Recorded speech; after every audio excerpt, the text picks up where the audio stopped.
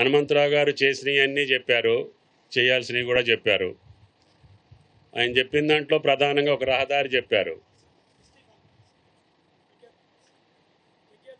యజ్ఞతండ.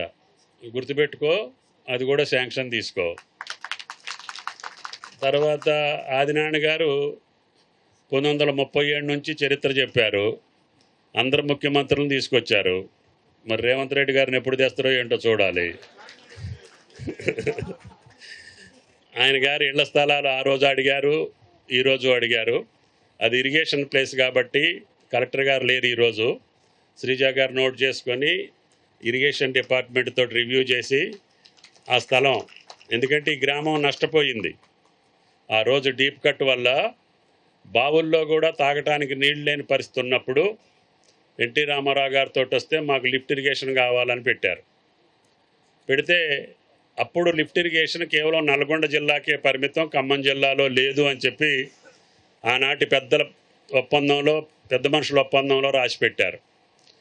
కాదు, మా జిల్లాకు కూడా కావాలని చెప్పి మోటాపురం దగ్గర నుంచి వెంకటాయపాలెం దగ్గర నుంచి వెంసూరు లిఫ్ట్ ఇరిగేషన్ దాకా సుమారు 15 లిఫ్ట్ ఇరిగేషన్లు తీసుకొచ్చి నాగార్జున సాగర్ మొదటి నుంచి చివరి దాకా మనం ఎత్తిపోతల పథకాలు పెట్టుకున్నాం.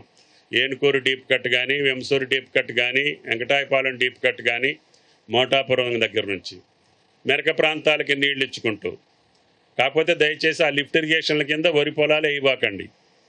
ఇప్పుడు మీకు మంచి వ్యవసాయం వచ్చింది, పామాయిల్ వేసుకోండి, వక్ వేసుకోండి, జాజ్ వేసుకోండి, జాజిపత్రి వేసుకోండి. కాబట్టి దయచేసి లిఫ్ట్ ఇరిగేషన్ కింద వరి పంట ఎవరు వేసినా కూడా మీకు ఇబ్బందులు వస్తాయి. కాబట్టి మంచి ఆదాయం వచ్చే పంటలు వేసుకోండి, ఎక్కువ డబ్బులు సంపాదించండి. మీ బిడ్డల్ని కలెక్టర్ గారు చెప్పినట్లుగా మంచిగా చదివించుకోండి. మీరు శాశ్వతంగా పేదరికం నుంచి, కష్టాల నుంచి బయటపడాలి. కాబట్టి చదువు ఒక్కటే మీకు దీనికి మార్గం. మీరు మీ బిడ్డల్ని మంచిగా చదివించుకోండి, వాళ్ళే ఆస్తులు సంపాదిస్తారు, వాళ్ళే డబ్బులు సంపాదిస్తారు, మిమ్మల్ని మంచిగా చూసుకుంటారు. వాళ్ళు అమెరికాలో ఉన్నా, ఆస్ట్రేలియాలో ఉన్నా, హైదరాబాదులో ఉన్నా మీకు సంతోషం ఉంటుంది, సంతృప్తి ఉంటుంది.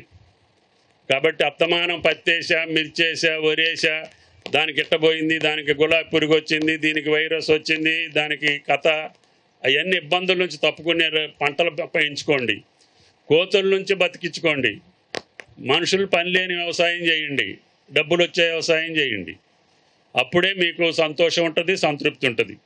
కాబట్టి లిఫ్ట్ ఇరిగేషన్ల కింద వెంకటాయపాలెమే కాదు, ఎక్కడున్నా కానీ ఆరుతడి పంటలు వేసుకుంటే మీకు ఆదాయం వస్తుంది.